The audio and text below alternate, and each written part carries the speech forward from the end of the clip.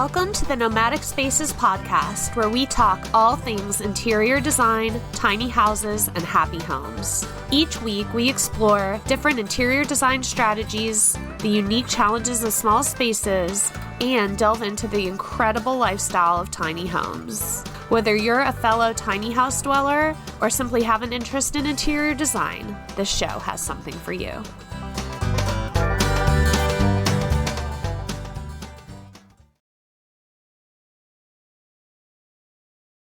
Hi there, welcome back to week 3 of our home refresh challenge. This week, we are focusing on the bedroom. And as we start to explore this phase of our refresh journey, we're going to check out the power that goes into refreshing this space in particular. I think it's because the bedroom is somewhere that we retreat every night, and it's like, it should be like a sanctuary because we're really going there to recharge. And so it's important that it feels like a space that encourages us to unwind and feel peaceful and to kind of escape, if you will, the demands of our daily lives. Maybe that's sleeping, or maybe you're like Netflix and chilling, but whatever it is, this is the space that we really come to recharge. And by infusing it with elements that really relax and nourish our minds, body, and spirit, we just set ourselves up for profound restorative benefits and foster a deeper connection to our self-care and well-being. So, as you can tell, I'm excited.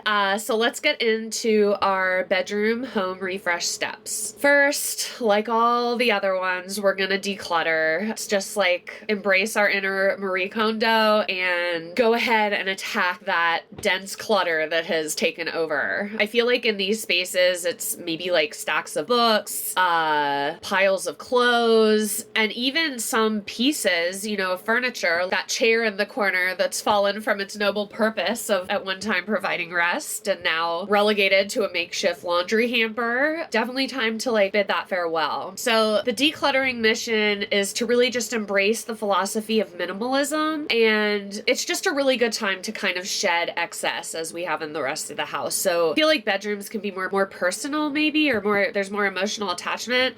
So as we move forward, just, try to push yourself through and remember the golden rule, which is, if an item doesn't resonate with a sense of joy or fulfill a valuable role in your day-to-day life, then it's probably time for it to find a new home or, move on to its next place, wherever that is. So it's really, again, the decluttering allows us to curate a space that helps encourage that tranquility into that environment. I have a couple pro tips about this. Again, we're talking about emotional attachment, and this is a really good tip to keep in mind as you go through your belongings. That I kind of divide it into two ways. You're saying thank you no matter what, and then if there's still life left in it, it's moving into a donate pile. And if there isn't life in it, it's going to a garbage pile. I was trying to find a nicer word for that, but so anyway, I shared this earlier as well, but one of the things I like to do is if you're having a hard time with the idea of getting rid of certain things, I get really attached to certain pieces of clothing and jewelry for sure. I like to give myself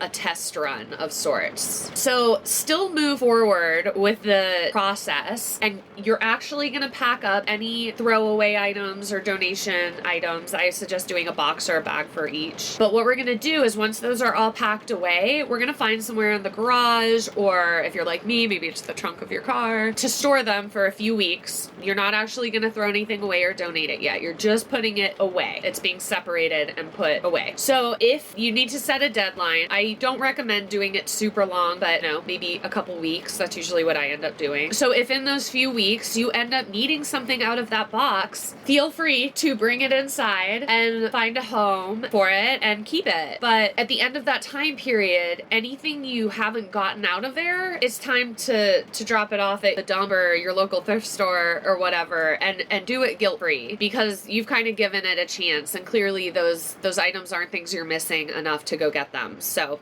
it's time to say goodbye. So I hope that's helpful for anyone that struggles like me with that part. My gosh, not sure if the thunder is going to be in this episode, but mountain life at its finest. Little summer storm. Okay, next, we've decluttered. Now, let's talk about refreshing our bedding. This is a really great time to refresh sheets and comforters and pillows, throw blankets, depending on your budget and also how long it's been since you've updated some of these things.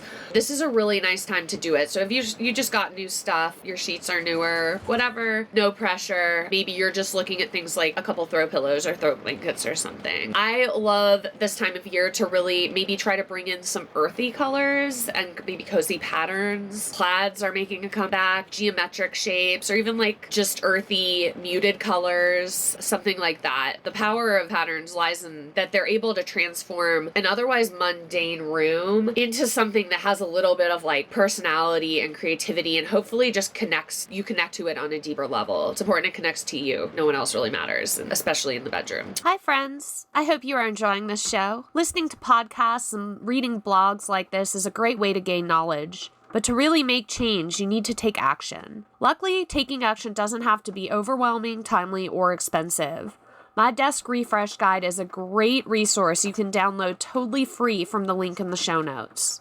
This guide will break down the redesign process into simple, actionable steps with tangible results to transform your space without spending a cent. Now let's get back to the episode. So just remember that when it comes to bedding, layering is key. This is like an art form where each layer it contributes something like texture or warmth or visual interest. You want to have your fitted sheet, of course. Maybe you use a flat sheet and then a quilt or coverlet, or if you're like me, I use duvets. So then on top, having a throw blanket draped is really nice, especially like for a nap where you don't want to you haven't cleaned up, you don't want to get under the covers. So I love a throw blanket. And again, it also just adds another layer of softness to the space. I think it also gives that like magazine, effortlessly stylish look. So yeah, and pillows like blankets, just a fun opportunity to introduce some different textures and patterns and like tie things together so everything feels cohesive and refreshed. Again, earth tone colors, I really like this time of year especially, but these are timeless shades. So things like charcoals, muddy pinks, just muted earth tones like greens, honestly, even browns or terracottas, just add warmth and add to the visual imagery in the space. So next, we want to talk about creating a tranquil atmosphere. And there's a few ways we can do that. We want to think about how we can be thoughtful with our design choices and add calming elements. So I like to think about incorporating different materials. So maybe it's like wooden furniture, plants. We talked about textiles, but that can come up outside of bedding. Like maybe it's skirts, rugs.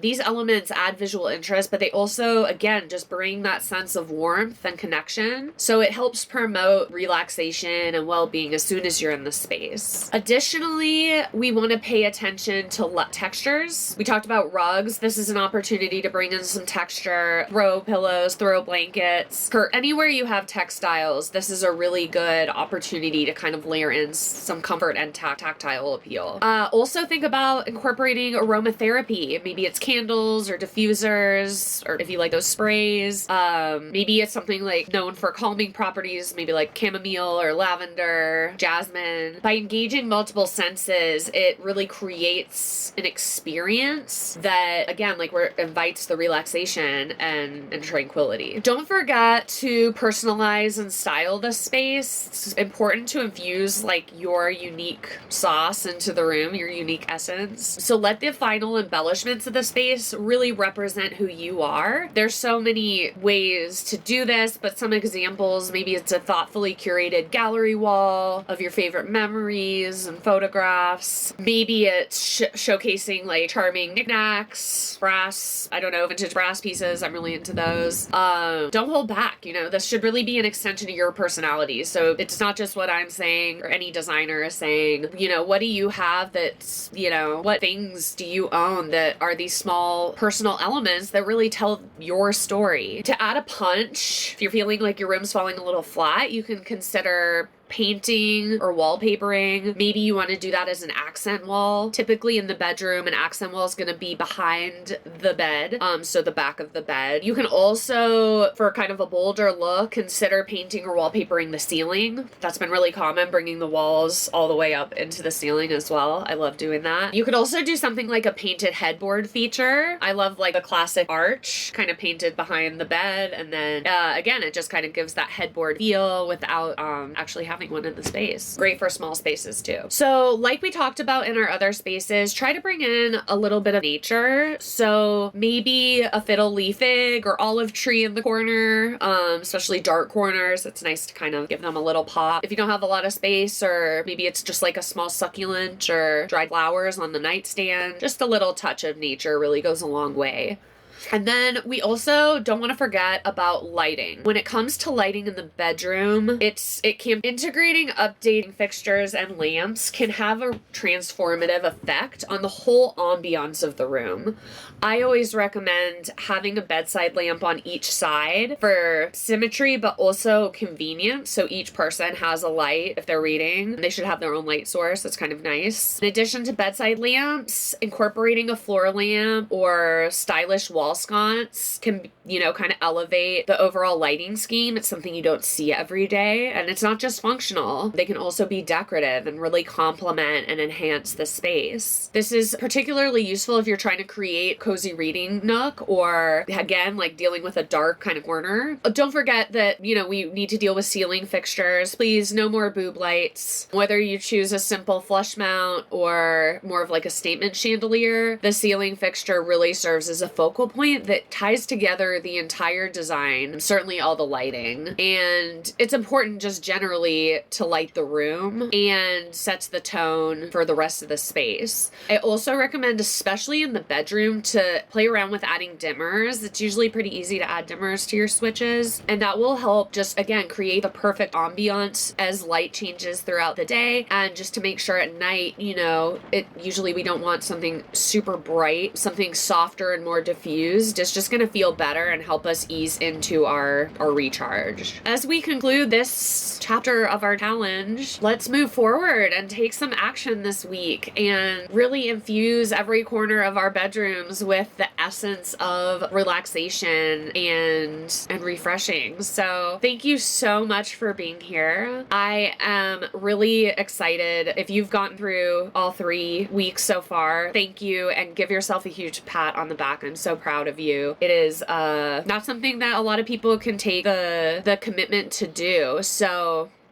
give yourself credit for that. I hope you're starting to feel the changes as we're going through all of these spaces. As always, share any pictures with me on social media. I am here if you have any questions, if things are coming up, or if you run into any roadblocks where you're not really sure how to do it. Don't get discouraged. The last thing I want is for someone not to move forward on the challenge, especially if you've made it thus far. So if you're feeling defeated or anything like that, please shoot me an email. I'd love to help. And forward to next week. I'll see you for week 4.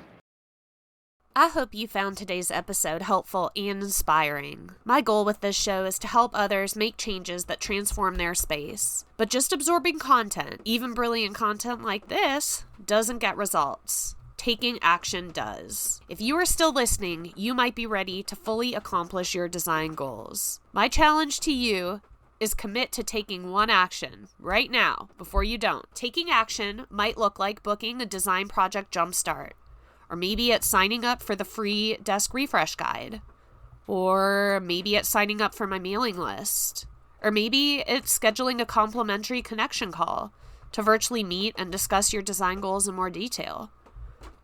You can find more about all those fun things I just mentioned, as well as reach out to me directly through my website, which is sukkainteriordesign.com. That is sukkainteriordesign.com. I love connecting, so please don't be a stranger. As always, thank you for tuning in and for being a part of this community. If you liked what you heard on this episode or show, please take a second to like, review, subscribe, and share this podcast with your friends and family. It is truly the easiest way to show support for me and this tiny niche podcast. Until next time, take care and home happy.